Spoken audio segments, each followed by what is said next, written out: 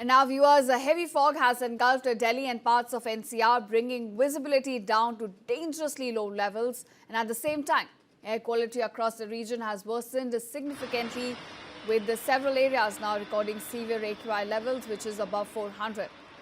In fact, we're getting you visuals from this morning on your screen, and you can see high pollution levels have essentially reduced the visibility to dangerously low levels. Barely anything, in fact, is visible at this point. Now, when we talk about figures we're getting this morning, overall AQI of Delhi as of 6 a.m. today stands at 405, which is in the severe category. In Anand Vihar, the air quality index has now surged to 462, again categorized as severe. Neighbouring Noida Sector 125 has also recorded an alarming AQI of 414, remaining in the severe category.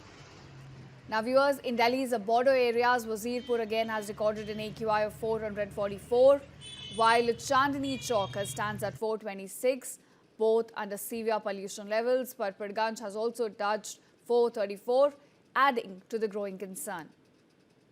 Meanwhile, in South Delhi, JLN Stadium has also recorded an AQI of 414.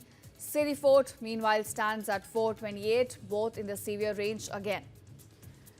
ITO has reported an AQI of 405, continuing the severe pollution trend across the capital. For viewers, major hotspots today morning recording AQI level above 400 across Delhi NCR.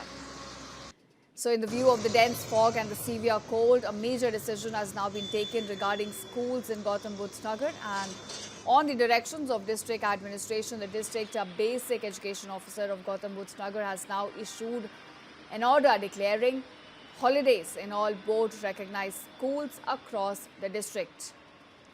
Viewers, according to the order, all CBSE, ICSE, UP board and other recognized schools in the district will remain closed from today.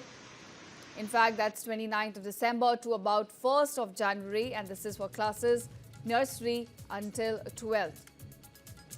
Now, the decision, in fact, has been taken to ensure the safety of students amid a dense fog and extreme cold conditions. However, the order clearly states that the teachers and the staff of the council-run, aided and government schools will be required to report to schools at the scheduled time, and administrative work will continue as usual.